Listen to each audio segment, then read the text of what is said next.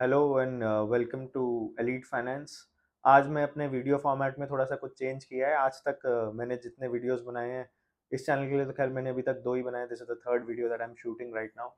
But इसके अलावा मैंने दूसरे चैनल्स, दूसरे प्लेटफॉर्म्स के लिए वीडियोस वगैरह जो भी बनाए हैं, मैंने स्टैंड अप कॉमेडी भी जब भी करी है, तो मैं पूरी राइटिंग करता था, पूरी रिसर्च करता था ऑफ कोर्स, बट मैं साथ में एक पूरी की पूरी वर्ड बाय वर्ड स्क्रिप्ट भी पूरी लिखता था। And then I used to put that in a teleprompter app on my second phone, और फिर मैं उसको आपके लिए रीड आउट करता था। तो मुझे कुछ लोगों ने बोला कि थोड़ा-सा कम नेचुरल लगता है। Of course the writing, the research, everything, the thoughts, the ideas were all mine, end of course the video was also mine. लेकिन थोड़ा-सा कुछ कैमरे पे दिख जाता था कि कहीं से तो ये मतलब this is not completely natural as I am speaking right now. तो उसको मैं थोड़ा चेंज करने की कोशिश कर रहा हूँ। प्लस मुझे लगता है कि वो थोड़ा फॉर्मेट थोड़ा स्केलेबल भी नहीं है, because I only get Saturday और संडे को ही थोड़ा-सा मुझे टाइम मिलता है, तो उसमें रिसर्च, राइटिंग और साथ में वीडियो बनाना थोड़ा, एज़ यू कैन सी 3 हफ्ते हो गए मुझे पिछला वीडियो डाले हुए। तो I think this will be more scalable as well, which is what we should also be looking at when looking at growing companies and so on. But anyway, तो शुरू करते हैं। आज का थॉट है कि भई हमारे इंडियन कल्चर में कुछ यूनिक अच्छाइयाँ हैं, तो कुछ यूनिक बीमारियाँ भी बहुत हैं। उसमें से एक बड़ी विचित्र बीमारी ये है, जिसको मैं कहता हूँ कि मैं तो तेरे भले के लिए कह रहा था बेटे। ये अक्सर पेरेंट्स बोलते हैं अपने बच्चों को as they are growing up. मेरे पेरेंट्स काफ़ी लिबरल हैं, काफ़ी खुले विचारों के हैं, तो उन्होंने कभी अपने विचारों को मेरे पे थोपने की कोशिश नहीं करी। Not that I disagree with their ideologies, I think I mostly agree with their thinking and ideologies, पर उन्होंने कभी थोपने की कोशिश नहीं करी। इसीलिए मुझे लगता है कि आई थिंक आई एम मैं थोड़ा-सा फ्री थिंकर और इंडिपेंडेंट थिंकर बन पाया। बट मैं जब अपने आस-पास देखता था ग्रोइंग अप, तो कई मेरे दोस्तों के माँ-बाप उनके मन के खिलाफ अपनी बात ऊपर रख के उनसे काम करवाते थे। एक तरह से कह सकते हैं थोड़ा मैनिपुलेट भी करते थे। बट इसमें और साथ में ऑब्वियसली ये बोलते थे कि भई मैं तो तेरे भले के लिए कह रहा हूँ, ये कह रही हूँ। अब इसमें ट्रिकी बात ये होती है कि हाँ, हो सकता है उनकी इंटेंशंस सही हो, but I think it is the impact that matters more than the intentions. But anyway, तो होता ट्रिकी इसलिए है क्योंकि अगर आपने उनकी बात सुन के कुछ कर लिया और फिर उसका अच्छा आउटकम आ गया, एंड दिस इज़ अज्यूमिंग कि आपको उनकी बात से एग्रीमेंट नहीं है, बट आप फिर भी कर लो। अच्छा आउटकम आ गया तो एहसान सुनो कि भई मैं तो पहले ही कह रहा था तुझसे कि मैं तो तेरे भले के लिए कह रहा था। और अगर बुरा आउटकम आ गया तो it is only for you to deal with it for the longer term. तो ये तो काफ़ी नाइंसाफ़ी की बात है। ऐसे ही हमारी एक दूसरी माई-बाप होती है, हमारी सरकारें। तो वो भी कई सारे ऐसे काम करवाती हैं हमसे ज़बरदस्ती, जिनका हमें करने का मन नहीं होता, बट करवाती हैं क्योंकि पुरानी सरकारों ने कराया तो अगली सरकारें भी कराती हैं। और लेकिन साथ में जो तर्क देती हैं वो यही होता है कि हम तो जनता के भले के लिए कर रहे हैं। और इसी श्रृंखला में इसी तरह की एक विचित्र बीमारी का नाम है ईपीएफ। एक बहुत बड़ी बीमारी है इसी तरह की, जहाँ पे सरकार ऐसा पोर्ट्रे करती है कि हम तो जनता के भले के लिए कर रहे हैं, बट भला हो रहा है कि नहीं हो रहा है, वो कभी डिबेट नहीं होता है। तो इस वीडियो में मेरी वही कोशिश रहेगी इस पे थोड़ा-सा विमर्श करने की। नमस्ते, मेरा नाम है कुणाल सहगल, आप देख रहे हैं elite finance, and in this video let's take a look at why I think that PF is worse than even taxes. It's a tax that is worse than taxes. देखिए, इसमें तो कोई दो राय नहीं है कि your CTC divided by 12 is never your in hand monthly salary.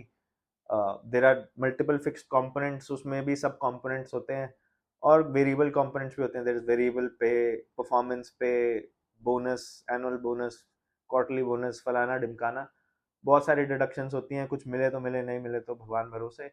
लेकिन 2 चीज़ें जो लगभग हर सैलरीड बंदा पे करता है, वो पहला तो टैक्सेस और दूसरा EPF, which is employee provident fund, जो कि usually 12% of your basic salary होता है, जिसमें से आधा यानी 6% एम्प्लॉइज़ कंट्रीब्यूशन के नाम पे डिपॉज़िट होता है और बाकी 6%, बाकी आधा कंपोनेंट एम्प्लॉयर्स कंट्रीब्यूशन के नाम से डिपॉज़िट होता है। अच्छा, इसमें मैंने ये भी देखा है कि कई लोगों को अभी भी ये भ्रम है कि वो जो एम्प्लॉयर्स कंट्रीब्यूशन है वो आपके सीटीसी के ऊपर मिलता है।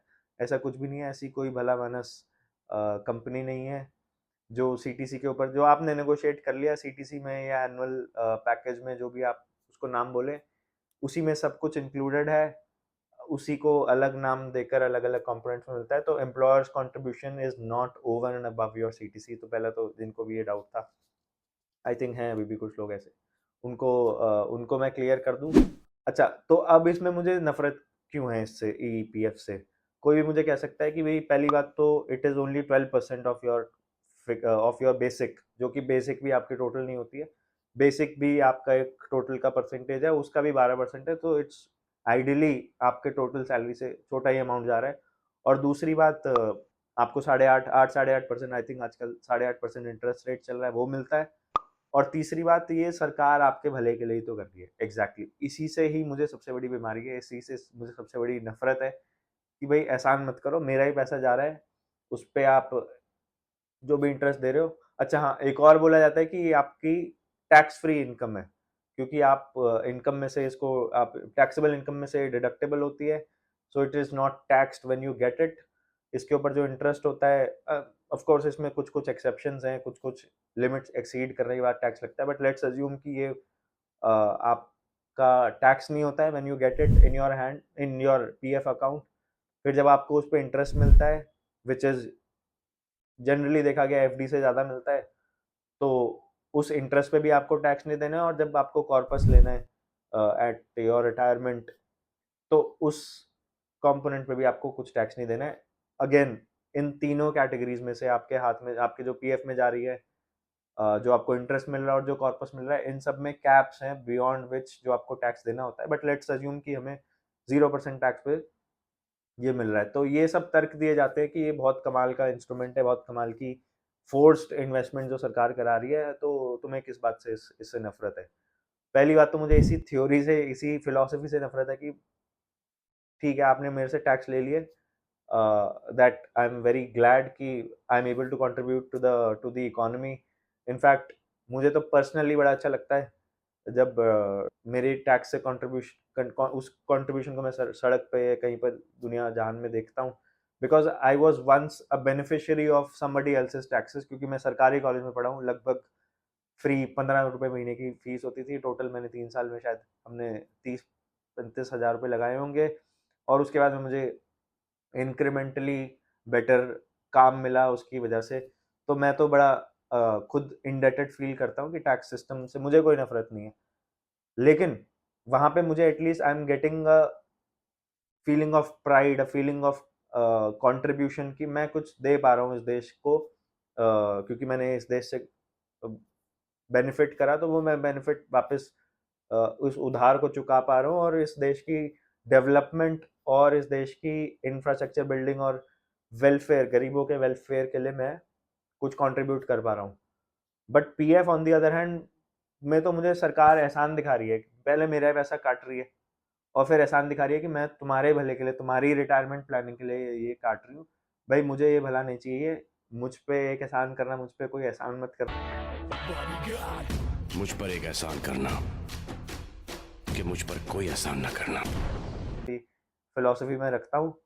तो इसलिए पहली बात तो मुझे उससे नफरत है। दूसरा, हम उस पर अभी थोड़ी देर में आएंगे कि how this is even economically not a great instrument. We'll get to that in a bit. तो पहले 1 मिनट लगाते हैं सोचने में कि पीएफ को इंट्रोड्यूस क्यों करा गया था और कब किया गया था। This I think was introduced in 1951, just after, जब हमारा देश रिपब्लिक बना, गणतंत्र बना, उसके इमीडिएटली बाद पीएफ को इंट्रोड्यूस करा गया।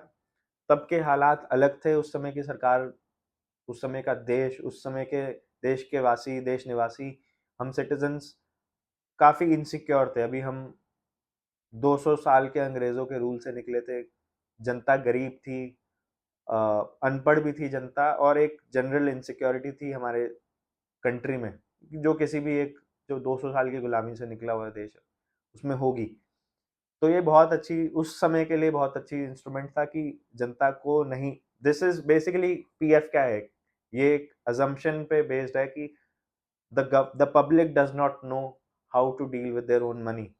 तो हम उन पे जबरदस्ती उनसे एक अमाउंट ऑफ सेविंग कटवाएं, the government will manage that money and try to give them a certain amount of returns and certain amount of money on their retirement पे जाके आपको किसी के आगे हाथ ना फैलाना पड़े। आप जब काम कर रहे हो तब तो आपके पास इनकम है, जब काम नहीं कर रहे हो, जब आप रिटायर हो जाओ तो उसके बाद भी इनकम हो। तो बहुत बढ़िया आइडिया था।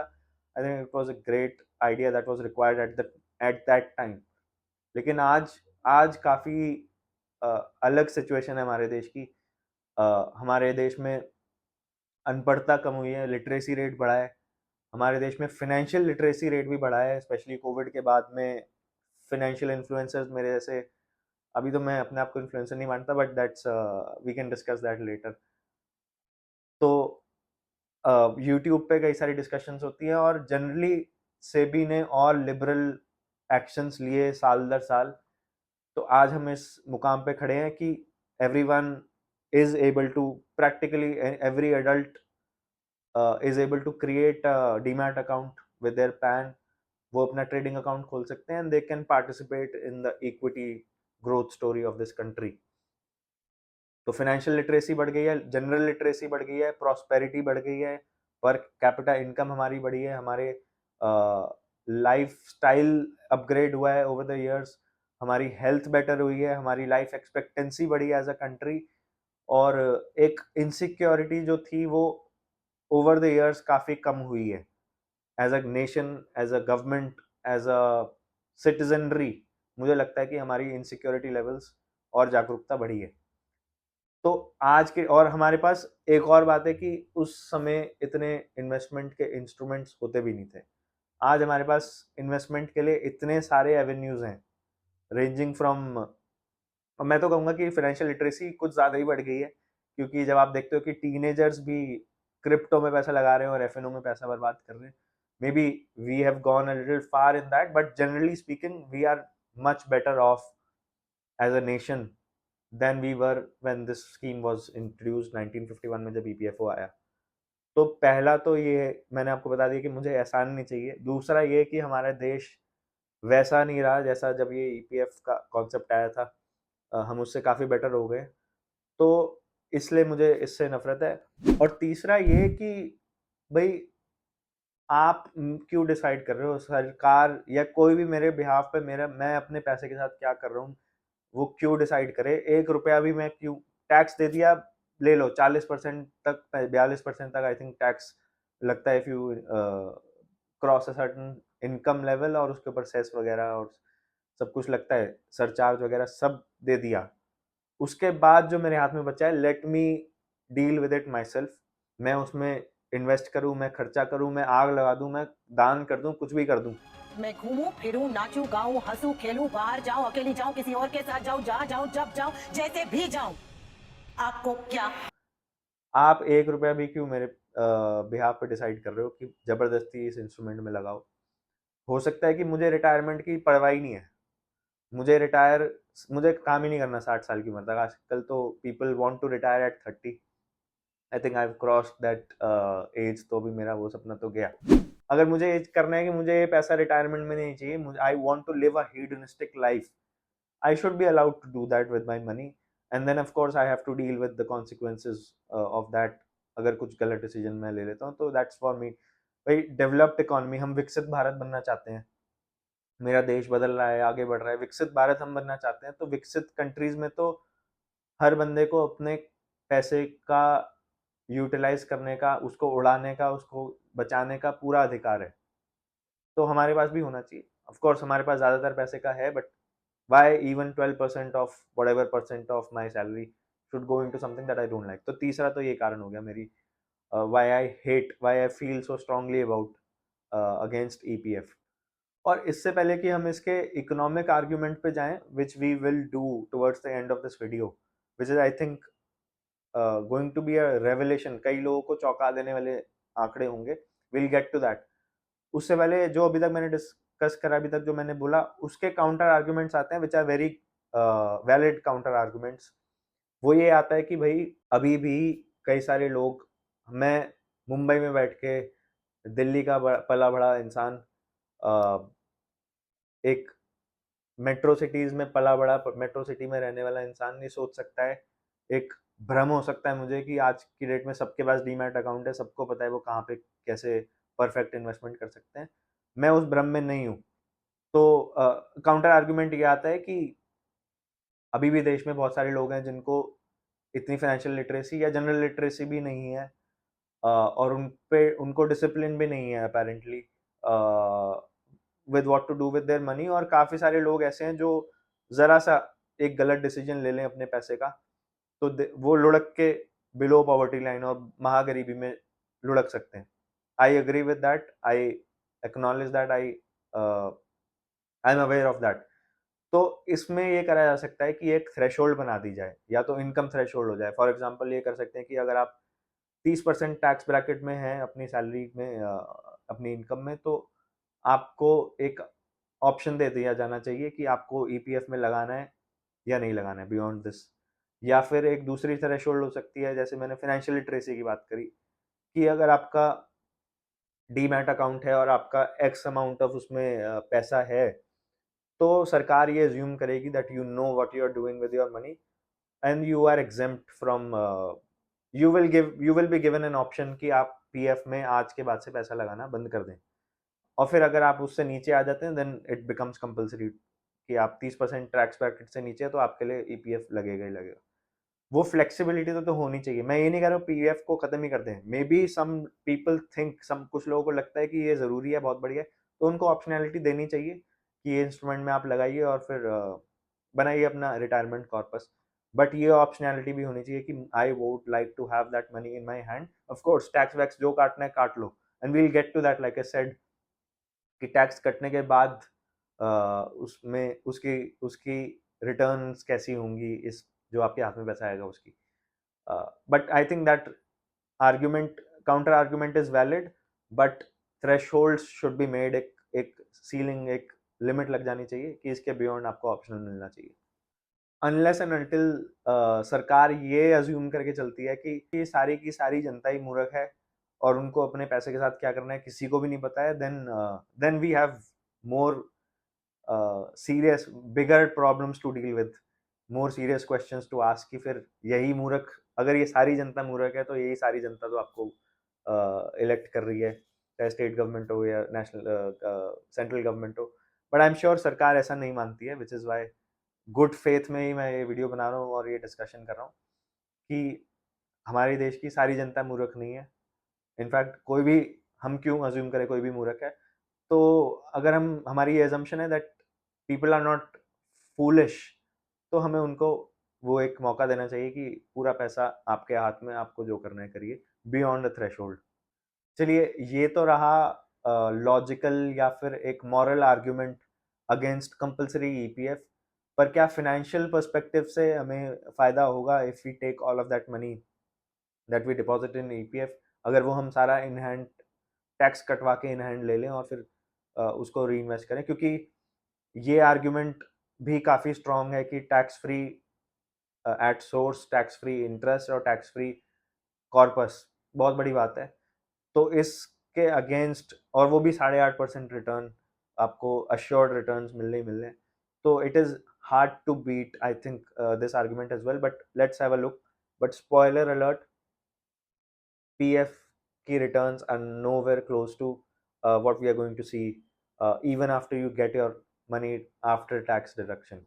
तो चलिए एग्जाम्पल के लिए मान लेते हैं कि आज एक 20 साल का इंसान है जिसने आज काम करना शुरू करा, नौकरी करनी शुरू करी, और वो 60 साल की उम्र तक 40 साल नौकरी करेगा। हालांकि आई होप, दिली तमन्ना है मेरी कि कोई भी 40 साल तक नौकरी ना करता रह जाए, बट उसके बारे में कभी और बात करेंगे। बट लेट्स अज्यूम 20 से 40 साल तक आपने 20 से 60 साल तक आपने काम किया, 40 साल नौकरी करी और 30,000 रुपये महीने का पीएफ कटवाया, वही 50-50, 15,000 एम्प्लॉयज़ कॉन्ट्रीब्यूशन, 15,000 एम्प्लॉयर्स कॉन्ट्रीब्यूशन।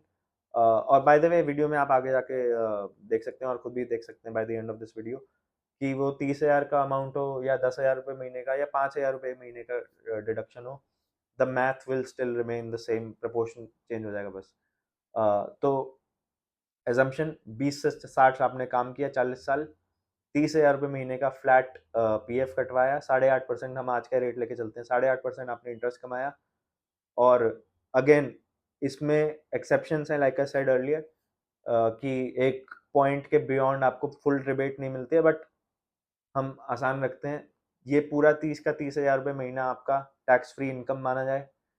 8.5% पूरे का पूरा इंटरेस्ट पे आपको 0 टैक्स देना पड़ा, और जो आपको कॉर्पस मिलता है 60 साल की उम्र में, let's in this case assuming 60 में आप रिटायर हो रहे हैं, तो वो भी फुली टैक्स फ्री हम मानते हैं। जबकि आप चेक कर सकते हैं, मुझे स्पेसिफिक्स याद नहीं है, but there are limits to each of these, कि 1 पॉइंट के बियॉन्ड आप पीएफ में डालेंगे तो वो टैक्सेबल रहेगा, 1 पॉइंट के बियॉन्ड आपको इंटरेस्ट मिलता है तो आप वो टैक्सेबल होगा, और 1 पॉइंट के बियॉन्ड आपका अगर कॉर्पस होता है तो there are taxes on that. But हम ये सारी कॉम्प्लिकेशन खत्म करके अज्यूम करते हैं, let's give PF the full benefit of the doubt, कहीं पर कुछ टैक्स नहीं देना। तो क्या मैथ बन के आती है? 40 साल में आपने 30,000 रुपये महीना लगाया, टोटल आपने इन्वेस्ट करा 1,44,00,000 जमा कराए, और 60 की उम्र में आपका कॉर्पस हो गया 12,20,00,000। अगेन अज्यूमिंग 0 टैक्सेस, बहुत बढ़िया, पैसा ही पैसा हो गया। लेकिन अब इसको कंपेयर करते हैं एक ऐसे सिनेरियो से जहां ये आप 30,000 पीएफ में डालने की जगह पे आप इसको टैक्स इस पे कटवा के आप अपने अकाउंट में लें, which is in hand salary लें, और फिर उसको एक हम 12% पे हम ग्रो करें, विच इज, और 12% क्यों? क्योंकि अगर हम निफ्टी को देखें, which is a reflection of course of the total equity market, उसका long term average return 12% CAGR रहा है, कुछ साल ऊपर नीचे वो वॉलेटिलिटी रहती है, but generally speaking 12% is quite achievable. Just looking at historical numbers हम इसलिए ले रहे हैं क्योंकि हम इंटरेस्ट भी जो हम पीएफ पे कैलकुलेट कर रहे हैं वो हिस्टोरिकली जो आज का रेट चल रहा है हम वो ले रहे हैं। इसमें भी आर्ग्यूमेंट आ सकता है कि सरकार इंटरेस्ट रेट घटा सकती है आगे जाके, लेकिन इसीलिए मैं वहां पर भी सिंपल रखा, यहाँ पर भी सिंपल 12% पे अगर आप ग्रो करते हैं अपने पैसे को 40 साल तक, और ये आपने 30,000 रुपये पे टैक्स दिया, और मैं यहाँ पर सब कुछ मैंने पीएफ के लिए पेपर आसान सेट कर रहा हूँ, और non PF in hand salary को री इन्वेस्ट इन जस्ट निफ्टी को मैं सब कुछ मुश्किल कर रहा हूँ। तो पहली मुश्किल मैं क्रिएट कर रहा हूँ कि 30% का आपने टैक्स दिया, हम मान के चलते हैं कि आपने पूरे 30,000 पे 30% का टैक्स दिया, तो आपका इन हैंड आया 21,000 रुपये महीना। तो ये 21,000 40 साल तक आपने मंथली एसआईपी करी, और 12% का हम रिटर्न एज्यूम करते हैं, तो आपका टोटल 60 की उम्र में कॉर्पस बनता है 25 करोड़। अब ऑब्वियसली आपको इस पे लॉन्ग टर्म कैपिटल गेन देना होगा, 12.5% लॉन्ग टर्म कैपिटल गेन है। 25 करोड़ का आपका कॉर्पस बना, 1.44 करोड़ आई थिंक आपने टोटल इन्वेस्टमेंट करा, सॉरी आपने लगभग 1 करोड़ का इन्वेस्टमेंट करा, क्योंकि 30,000 रुपये महीना नहीं, यहाँ पर आप 21,000 रुपये महीना लगा रहे हो। तो 1 करोड़ की इन्वेस्टमेंट पे आपका 25 करोड़ का कॉर्पस बन गया, 24 करोड़ का आपका कैपिटल गेन, उस पर 12.5% आपने टैक्स दे दिया। मैं आपको कहता हूँ 12.5% भी रहने दीजिए, मैं अज्यूम करके चलता हूँ 40% का आपने टैक्स दिया, अज्यूम करके चलते हैं हमारी सरकारें मेहरबान होती रहेंगी और ज़्यादा, और टैक्स बढ़ता रहेगा। तो आज का जो हाईएस्ट एक तरह से हाईएस्ट इफेक्टिव टैक्स रेट 40-42% है, हम 40% टैक्स मान के चलते हैं, तो 25 करोड़ का आपका कॉर्पस, 1 करोड़ की आपकी इन्वेस्टमेंट, 24 करोड़ का कैपिटल गेन, उस पर आपने 40% टैक्स दिया, तो भी आपके हाथ में आएगा 15,40,00,000 रुपए, which is 3 crore more than जो आपका पीएफ से कॉर्पस बन रहा था, 3 करोड़। आप ये कैलकुलेशन किसी भी अमाउंट पे कर सकते हैं, ये तो मैंने 30,000 का एग्जांपल लिया, लाइक आई सेड 10,000 पे करेंगे तो 1 करोड़ का आपको डिफरेंस दिखेगा between PF and 12% return instrument after taxes in salary in hand and after taxes on corpus, massive taxes, 40% tax हमने, 30% टैक्स इन हैंड अज्यूम करा, 40% टैक्स इन कॉर्पस अज्यूम करा, उसके बावजूद आपको एक, मैं आपको फैक्टर बताता हूँ कितने फैक्टर से फर्क पड़ेगा।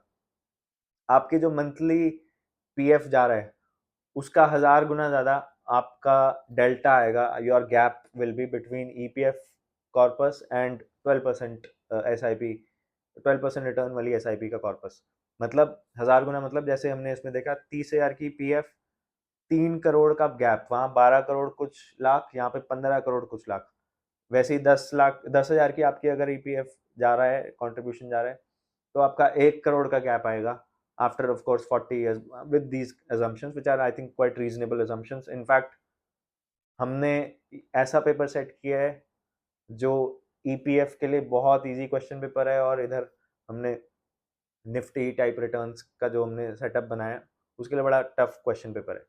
काफ़ी चौंका देने वाले फिगर्स हैं। Even I was surprise to see that this logic, this economic logic, इससे पहले मैंने 3-4 लॉजिक दिए, वो पर्सनल हो सकते हैं, वो थियोरेटिकल हो सकते हैं, but this economic logic is quite infallible.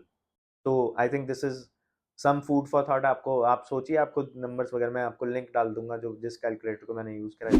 तो आई नो काफ़ी चौंका देने वाले आंकड़े हैं, मैं भी काफ़ी हैरान हो गया था, बट थैंकफुली जो मैंने 10 साल, पिछले 10 सालों से नौकरी कर रहा हूँ मैं, तो उसमें मेरे जो एम्प्लॉयर्स रहे हैं वहाँ पे डिफ़ॉल्ट, बाय डिफ़ॉल्ट ही वो जो पीएफ काटते थे, that was minimum statutory amount which is I think 1800 employees contribution, 1800 employers contribution, तो 3600 रुपये महीने का मेरा कटता था, डिस्पाइट ऑफ द फैक्ट कि 12% से अगर कैलकुलेट करते तो amount much would have been much higher. तो थैंकफुली वो रहा है, या फिर मेरे कुछ एम्प्लॉयर्स रहे हैं जिन्होंने मुझे वो फ्लेक्सिबिलिटी दी to reduce it to this minimum amount of 3600 rupees a month instead of 12% of my basic income.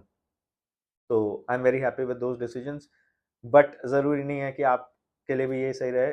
I think I M disciplined, informed and risk taking enough to take those, to take that money and invest elsewhere in better investments, or and also to not overspend beyond my limits. So this is not a recommendation, this, I'm not a SEBI registered entity. As they say, equity investments बाजार जोखिमों के अधीन है। लेकिन इस video को like करना, share करना, इस वीडियो पे कमेंट करना, ट्रोल करना, मेरे चैनल को सब्सक्राइब करना, ये बिल्कुल भी बाजार जोखिमों के अधीन नहीं है। तो बिल्कुल I recommend you to like this video. उसके मैं रिकमेंडेशन दे सकता हूँ without having to ask SEBI. जाते जाते एक कुछ ओपन एंडेड थॉट्स छोड़ के जाना चाहता हूँ, which I have not explored in details in this video.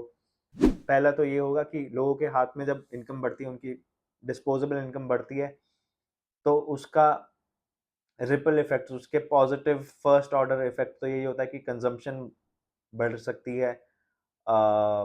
I know कि मेरी सारी कैलकुलेशन इन्वेस्टमेंट बेसिस पे थी, but consumption is also one thing that can happen, that might happen जब लोगों के हाथ में पैसा ज़्यादा आएगा। और उस कंजम्पशन का सेकेंड ऑर्डर जिससे ऑब्वियसली इकोनॉमी में एक किकर आता है स्पेसिफिकली। आई एम श्योर इससे कुछ इन्फ्लेशन इम्पैक्ट भी हो सकता है। मैं इकोनॉमिस्ट नहीं हूँ, तो आप में से कोई इकोनॉमिस्ट है तो प्लीज़ कमेंट करके उसके सेकेंड ऑर्डर इफेक्ट्स बताइए।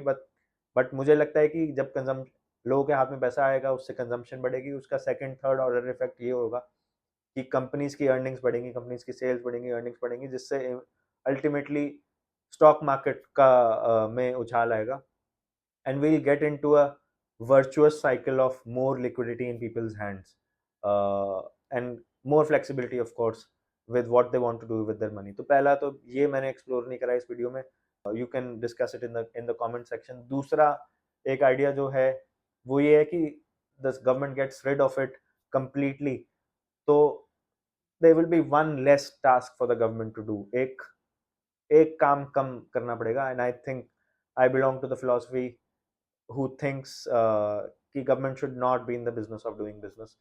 तो क्यों बनना सरकार को इतने करोड़ों लोगों का एसेट मैनेजर। हाँ, पीएफ से सरकार को पता चलता है कि ऑर्गेनाइज सेक्टर में कितनी सैलरीज हैं, कितने लोग काम कर रहे हैं, employment. But I think, I am sure there are better veg.